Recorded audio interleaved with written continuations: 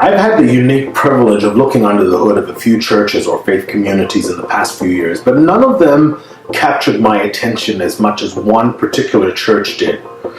What captured me about them was not so much how awesome their weekly gathering was or their building was. In fact, the thing that really captured my imagination where there was concern was not anything apparently visible, but rather it was a document that they had written about themselves in the early days of their existence, about the driving values of the community.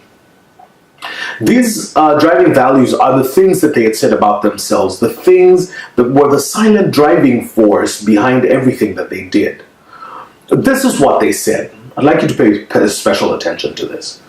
We will be bold. In order to impact a city with the gospel of Jesus, we can't think small. We must be fearless. We will set audacious goals, take bold steps of faith, and watch God move. We will be generous. Our church will go above and beyond to give sacrificially to the work of God. We want to be a part of the work that God is doing and the impact that He is having. We are united under one vision. Our vision is not up for debate. We're so convinced that it was inspired by God that we have left what we were doing before to pursue it. We will defend our unity and that vision. We are allergic to churchiness. In order to find new creative paths to bring people to Christ and to be accessible to those who are not part of the church, we will step outside of church as usual. We know it is not about us. We will not cater to individual preference in our mission to reach this city. God's church comes in many different persuasions and colors, and we will celebrate and embrace this incredible diversity. We're devoted to discipling everybody that calls our church home while also being strongly committed to the people that we are trying to reach for Christ. We will think inside the box. We will try to find ways of working within our limitations to find our point of greatest creativity and innovation.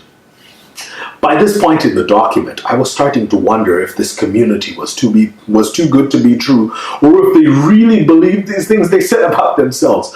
I started to get excited about the possibility of being a part of such a group that was bold, generous, allergic to churchiness, humble, and creative. I started to wonder if I could be a part of this group. But the document was not done yet. There was more. This is what they continued to say about themselves.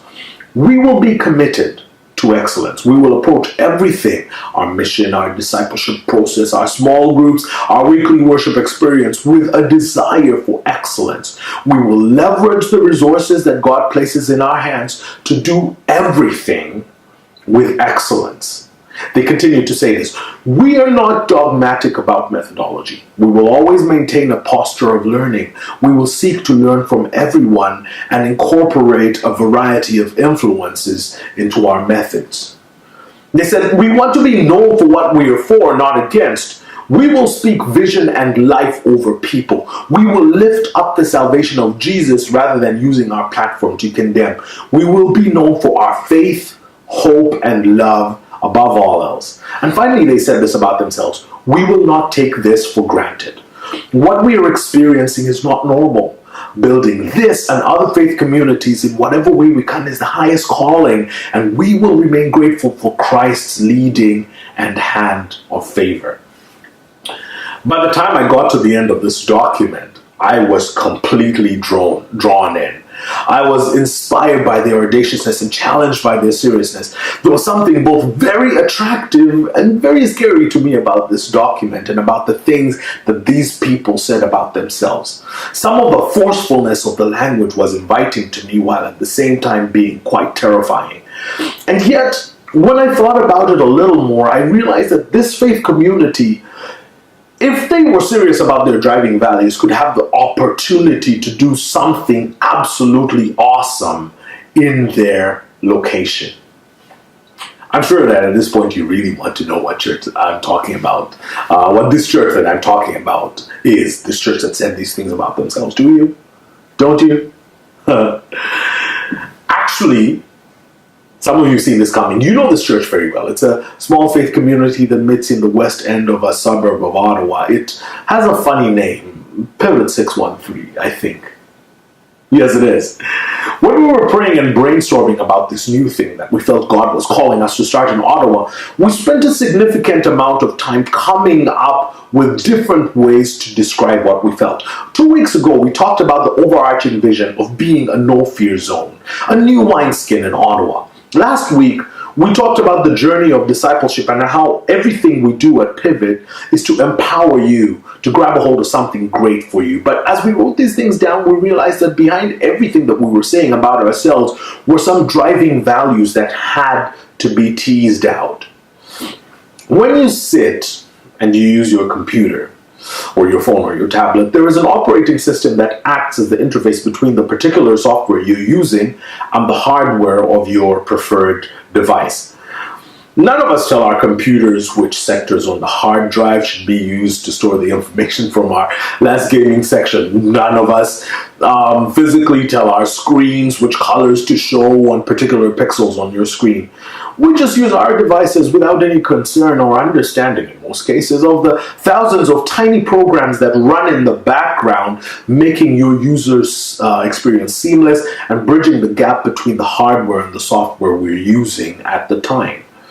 Driving values are just like this. Driving values are the operating system of your organization, company, faith community, or even family. Unfortunately, most organizations, communities, companies, and families have not taken the time to clearly articulate what these things are. And so they are running an operating system that they had no hand in developing.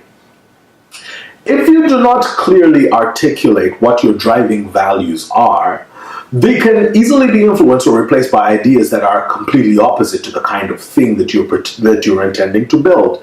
This is why we wrote these driving values down, because we wanted to not only tease out the things that were in the background driving us to build a new faith community, but we also wanted to write them down so that they would guide us for years to come.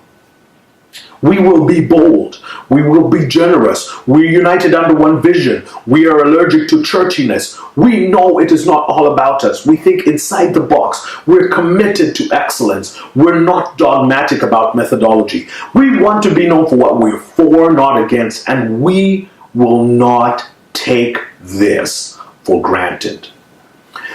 Let's turn to the Bible for a few moments. There's a really interesting story that I'd like to share with you about a community that had some incredible driving values. In Paul's second letter to the church in Corinth that he had planted in an earlier trip, he called to their attention, the Corinthian church, a group of churches in the Macedonia province that went through some really tough times. But the tough times exposed the true nature of these churches, their driving values. Let's read this fascinating story together. You can find it in the second letter of Paul to the Corinthians, chapter 8, and we'll read from verse 1 to 7. Now, friends, I want to report on the surprising and generous ways in which God is working in the churches in Macedonia province. Fierce trouble came down on the people of these churches, pushing them to the very limit. The trial exposed their true colors. They were incredibly happy, though desperately poor. The pressure triggered something totally unexpected, an outpouring of pure and generous gifts. I was there and I saw it for myself. They gave offerings of whatever they could, far more than they could afford, pleading for the privilege of helping out in the relief of poor Christians. This was totally spontaneous, entirely their own idea, and caught us completely off guard. What explains it was that they had first given themselves unreservedly to God and to us. The other giving simply flowed out of the purposes of God working in their lives. That's what prompted us to ask Titus to bring the relief offering to your attention, so that what was so well begun could be finished up. You do so well in many things. You trust God, you are articulate, you are insightful, you're passionate, you love us. Now do your best in this too. What a fascinating portrait this is, isn't it? The fact that a church that was so desperately poor could be incredibly happy is fascinating. The fact that while a group of people were undergoing such fierce troubles and pressures, they could find a way to give pure and generous gifts is very surprising. If you've been in the church for a significant amount of time, as I have, this passage will have inevitably been used at one point or another to coerce you into sacrificial giving. I understand why they do it, because Paul himself uses the story to ask the recipients of his letter to give. But I think that reducing this passage to a plea for financial sacrifice solely is missing the opportunity to see something more significant about this group of people. There had to have been something very unique about this church, about these churches that enabled them to be such an enormous blessing, even in the face of their own difficult situations. There had to have been some kind of unseen values at work in these impoverished communities that made them look past their own destitute situation and plead for the privilege of helping out in the relief of other poor Christians. What was it that triggered this spontaneous, surprising act of generosity? What was it? Paul answers it very simply by saying that they had given themselves unreservedly to God, and that it flowed out of the purposes of God working in their lives. I do not think that the Macedonian churches had a driving values document written down. It was a highly illiterate society. I think that what they had instead was a set of spirit-embedded driving values in them that made them an extraordinary church. You see, if you looked at this church on the outside, all you would see was a story of despair. I think this is the way Paul saw them, because he too was surprised by them. Their driving values made them something completely different on the inside. If you take a look at Pivot 613 today, you will see a small faith community that does not look formidable at all, formidable enough to achieve their own lofty goals. But if you look at our driving values, our operating system, you will see that our potential is huge. We have the opportunity to install this operating system into each and every aspect of what we do here. While we may look like every other church, from a cursory glance looking under the hood, you're going to find that we are driven by a different set of audacious ideas that make us anything less than ordinary. And this is the reason why we are here, because we believe that if we're faithful, God is going to use us to do an unprecedented work in this city. Ultimately, our driving values are driven by one primary thing. We value people. It sounds silly that we would say this because in enlightened societies, we inherently value people for humanitarian reasons. But for us, the value we see in people extends beyond humanitarian reasons, because the truth is that even though our secular society claims to value the life of every single person equally, it is clear that some people's lives are more valuable than others. This is why when we say we value people, it is so much bigger than that. We see the kind of value in people that Christ saw in us when he is compelled by love to come among us. To Christ, all people are valued equally because all people are of equal value. No one person is more important than the other because sin levels the playing field. And as such, we need an emancipator, a savior that shows no favorites, and Christ fits the bill. So we are bold, generous, allergic to churchiness, growing in humility, creative, resourceful, committed to excellence, adaptable, activists, and grateful, ultimately because we value people. Our operating system, our driving values are centered on this one persuasion. And so in order to take this driving values discussion and make it practical, we must ask and attempt to answer a few questions. The first is this.